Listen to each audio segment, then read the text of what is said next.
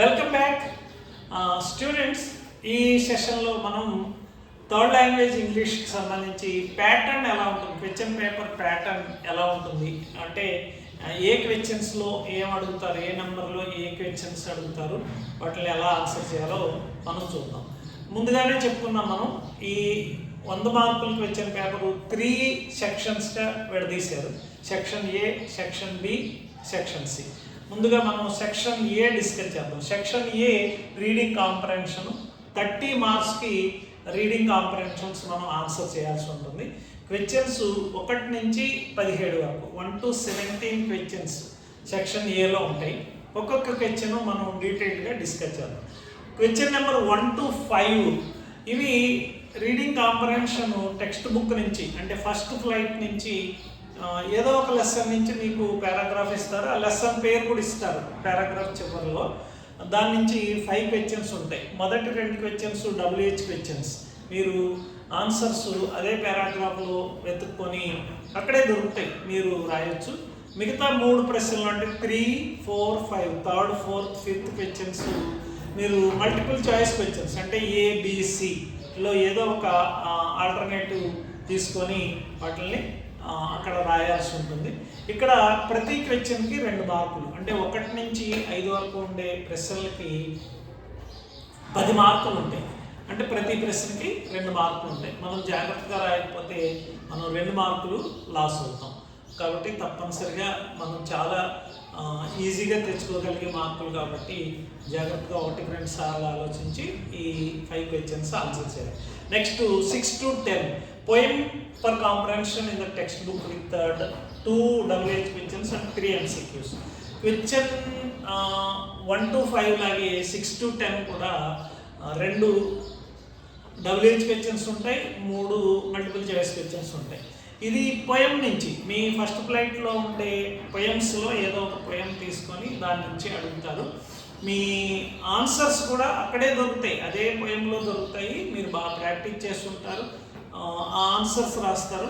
6, 7కి 8, 9, 10కి మళ్ళీ multiple choice కాబట్టి ABC చాయిస్లో చాయిస్ తీసుకొని రాస్తారు మీరు. ఇక 11 to 15కి వెళ్ళేసరికి comprehension passage from any lesson in supplementary reader with 5 MCQs. Foot prints without feet అని మీకు సప్లిమెంటరీ రీడర్ ఉంది. అందులో ఒక 9 స్టోరీస్ ఉన్నాయి. ఆ స్టోరీస్లో ఏదో ఒక పారాగ్రాఫ్ ఇస్తాం. మీరు చాలా బాగా ఎంజాయ్ చేసి ఉంటారు స్టోరీస్, మంచి స్టోరీస్. ఆ స్టోరీస్లో ఒక పారాగ్రాఫ్ ఇచ్చి ఇక్కడ కూడా 5 క్వశ్చన్స్ ఇస్తారు. 11, 12, 13, 14, 15. ఈ 5 క్వశ్చన్స్ కూడా MCQసే, మల్టిపుల్ చాయిస్ క్వశ్చన్సే. అంటే మీరు ఏం రాయవసరం లేదు, ABC మూడిట్లో ఏదో ఒకటి గుర్తిస్తే సరిపోతుంది. పారాగ్రాఫ్ బాగా చదివి క్వశ్చన్స్ బాగా చదివితే ఈ 5 మార్క్స్ మీరు తెచ్చుకోగలుగుతారు. సో 1 to 5 క్వశ్చన్స్కి 10 మార్క్స్ ఉంటాయి. 6 to 10 క్వశ్చన్స్కి 5 మార్క్స్ ఉంటాయి. 11 to 15 క్వశ్చన్స్ కూడా 5 మార్క్స్ ఉంటాయి. అంటే ఇప్పటికి మనం 20 మార్క్స్కి ఆన్సర్ చేసాం. 16కి వెళ్ళినట్టయితే 16 ఒక ట్యాబులర్ ఫామ్ కానీ, పై చార్ట్ కానీ, బార్ చార్ట్ కానీ, స్టడీ స్కిల్స్ అంటారు. అంటే మీరు ఇచ్చినటువంటి టేబుల్ని ఎంత బాగా చదవగలుగుతున్నారు అనేది ఇక్కడ టెస్ట్ చేస్తారు. ఇందులో కూడా 5 క్వశ్చన్స్ ఉంటాయి. 5 క్వశ్చన్స్కి 5 మార్క్స్ ఉంటాయి. మొదటి 2 క్వశ్చన్లు WH క్వశ్చన్స్ ఉంటాయి. అందులో తప్పనిసరిగా first question what does this table show అనేది ఉంటుంది. ఒకటోది కానీ రెండోది కానీ, మ్యాక్సిమం ఒకటి ఉంటుంది, లేదంటే రెండో క్వశ్చన్ కానీ అది ఉంటుంది. క్వశ్చన్ చదువుకోవాలి. దానికి ఆన్సర్ కూడా పైన టాప్లోనే రాసి ఉంటుంది. అంటే చాలా ఈజీగా మీరు అక్కడ మార్క్స్ సంపాదించవచ్చు. మిగతా కూడా అంతే ఈజీగా సంపాదించుకోవచ్చు. నెక్స్ట్ 1, 2 అయిపోయాక 3, 4 మల్టిపుల్ చాయిస్ క్వశ్చన్స్ ఉంటాయి. అంటే ABCలో వాళ్ళు గుర్తించాలి. నెక్స్ట్ 5 క్వశ్చన్ దగ్గరికి వచ్చేసరికి అది choose the correct statement. 3 statements ఇస్తారు. ఆ టేబుల్ ప్రకారంగా ఏ స్టేట్మెంట్ కరెక్టో దానికి సంబంధించిన లెటర్ ఏ అయితే A, B అయితే B, C అయితే C రాస్తే అక్కడికి 5 క్వశ్చన్స్ అయిపోతాయి, 5 మార్క్స్.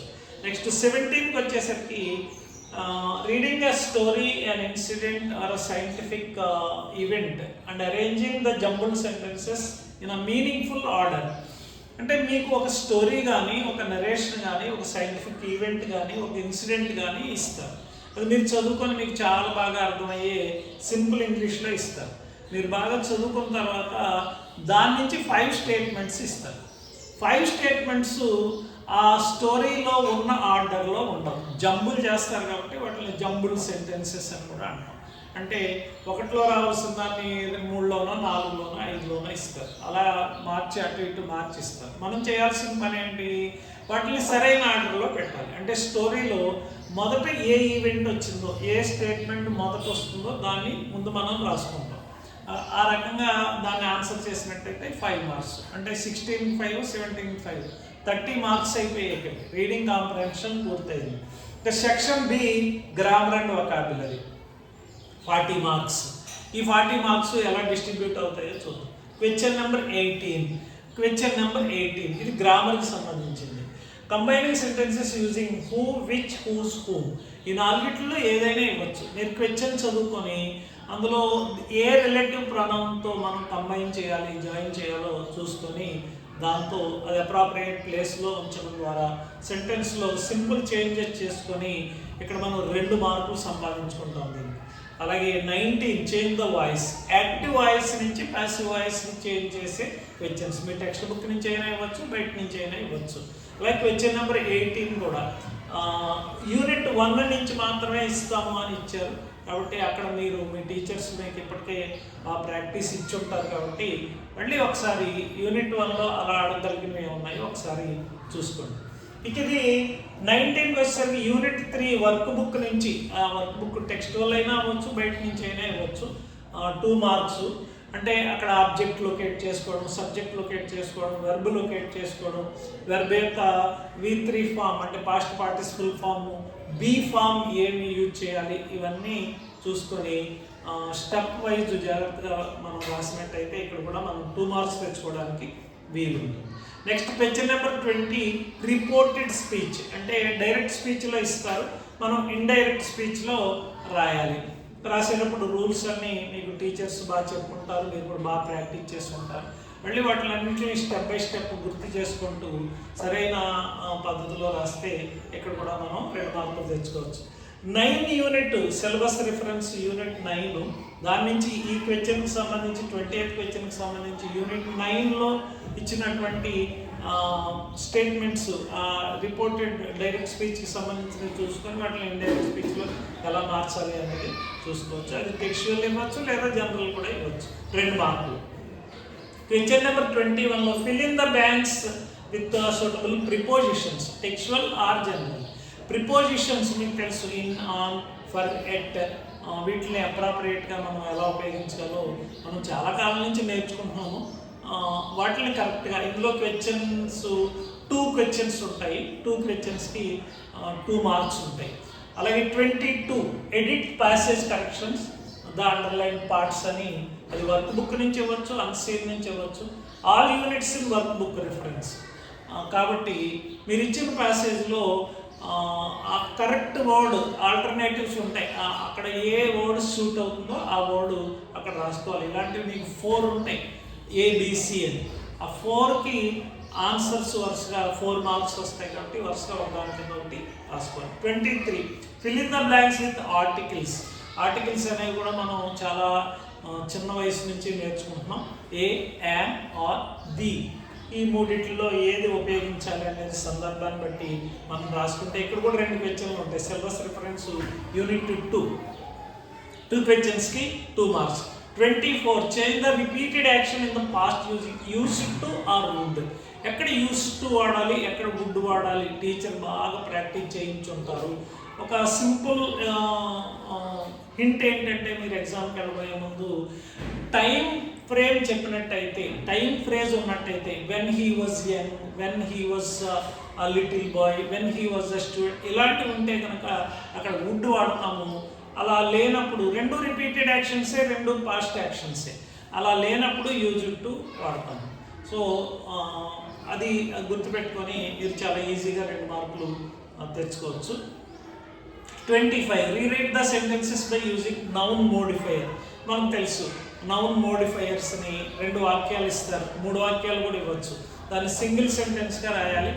నౌన్ మోడిఫైయర్ అనేది ఫస్ట్ సెంటెన్స్లో ఉంటుంది నౌన్, దాని మోడిఫైయర్స్ తర్వాత ఉంటాయి. వాటిని తీసుకొచ్చి దాన్ని ముందు రాసి అడ్జెక్టివ్స్గా రాసి నౌన్ మోడిఫైయర్స్గా రాసి సింగిల్ సెంటెన్స్గా రాసుకోవాలి. ఇలాంటివి కూడా 2 ఉంటాయి. 2 మార్కులు మనం ఈజీగా తెచ్చుకోవచ్చు. 26 giving advice using modal or suggestion being the given context, ఇచ్చిన దాన్ని బట్టి you should or you had better ఇలా మొదలుపెట్టి ఏం చేయమన్నారో లేదా ఏం చేయొద్దు అన్నారో అది రాస్తే ఇక్కడ కూడా మనం 2 మార్కులు తెచ్చుకోవచ్చు. Question number 27 identify the suitable synonyms. Me text book 4 words are to be underlined, only 6 words are given in the box to choose the correct synonyms for them. 4 రాయాలి మీరు, కానీ మీకు ఇచ్చిన చాయిస్ ఆల్టర్నేటివ్స్లో 6 పదాలు ఇస్తారు. ఆ 6 పదాల నుంచి 4 పదాలు మీకు సరైన పదాలు ఎంచుకొని రాయాలి. మీ టెక్స్ట్ బుక్ నుంచి మీరు బాగా చదువుకుంటారు, టెక్స్ట్ బుక్ నుంచే ఇస్తారు, బయట నుంచి రావు కాబట్టి. All prose lessons in the text book. ఇక్కడ కూడా మీరు 27కి 4 మార్క్స్ తెచ్చుకోవచ్చు. 4 సినోనిమ్స్కి 4 మార్క్స్. 28 యాంటనిమ్స్. యాంటనిమ్స్ అంటే తెలుసు, ఆపోజిట్ వర్డ్స్ అని కూడా అంటాం, వ్యతిరేక పదాలు. ఇవి ఇవ్వరు, అక్కడ చాయిస్ ఇవ్వరు, మనమే వాటికి వెతుక్కొని రాయాలన్నమాట మన యాంటనిమ్స్.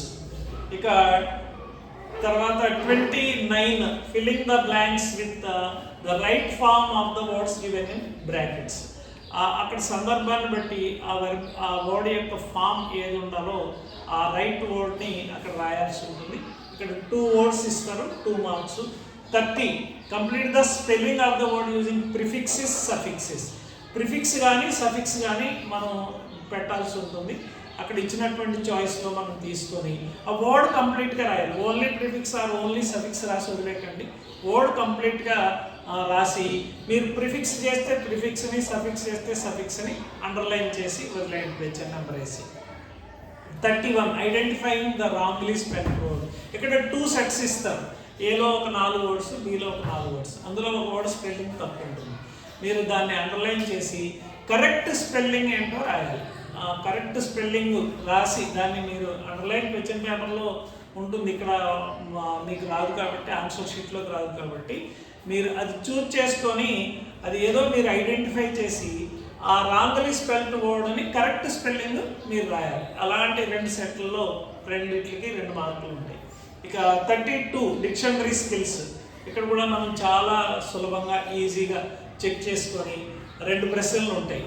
మీనింగ్ కానీ, సినోనిమ్ కానీ, యాంటనిమ్ కానీ, లేకపోతే పార్ట్ ఆఫ్ స్పీచ్ కానీ ఏదో ఒకటి అడుగుతారు. దాని నుంచి 2 మార్కులు మనం చాలా సులభంగా తెచ్చుకోవచ్చు. 33 following phrasal verbs idiomatic expressions into your own sentences. వాటిని సొంత వాక్యాల్లో రాయాలి. మీరు ఇప్పటికే చాలా బాగా ప్రాక్టీస్ చేసి ఉంటారు. సింపుల్ సెంటెన్సెస్ చూసుకోండి, చిన్న సెంటెన్సెస్ చూసుకొని వాటిని సెంటెన్సెస్లో ఉపయోగిస్తే 2 మార్కులు తెచ్చుకోవచ్చు. 34 మ్యాచింగ్. ఇక్కడ ఈ మ్యాచింగ్లో యూనిట్ 3 and 4 రెఫరెన్స్గా ఇచ్చారు మనకి. యూనిట్ 3 and 4లో లెఫ్ట్ సైడ్ ఏమో 4 words ఇస్తారు, రైట్ సైడ్ 4 words ఇస్తున్నారు. ఇంతకుముందు 5, 6 ఇచ్చారు, 4 words ఇస్తున్నారు. కాబట్టి మీరు ఏ యొక్క మీనింగ్ తీసుకెళ్ళి బీలో ఎక్కడ దేనికి సరిపోతుందో ఆ లెటర్స్ కరెక్ట్గా రాసినట్టయితే గుర్తుపెట్టుకోండి. మీరు మల్టిపుల్ చాయిస్ క్వశ్చన్స్ ఆన్సర్ చేసేటప్పుడు ABC రాసేటప్పుడు ఎప్పుడు అక్కడ స్మాల్ లెటర్స్ ఇచ్చినా కూడా మీరు క్యాపిటల్ లెటర్సే రాయాలి. మల్టిపుల్ చాయిస్ క్వశ్చన్స్లో ఆన్సర్ చేసేటప్పుడు స్మాల్ లెటర్స్లో ఆన్సర్ చేయకూడదు. ఎందుకంటే మనం ఒక్కొక్కసారి డీలా రాస్తాము, బీకి బదులు డి రాస్తూ ఉంటాం. ఇలాంటి చిన్న కన్ఫ్యూజన్స్ వస్తాయి. C ఒకేలా ఉంటాయి. ఇలాంటి ఇబ్బందులు లేకుండా వాటిని క్యాపిటల్ లెటర్స్లో ఆన్సర్ చేసినట్టయితే మీరు మార్కులు పోగొట్టుకోకుండా ఉండడానికి వీలుంటుంది. క్రియేటివ్ ఎక్స్ప్రెషన్కి సంబంధించి నెక్స్ట్ సెషన్లో చూస్తాము. Thank you.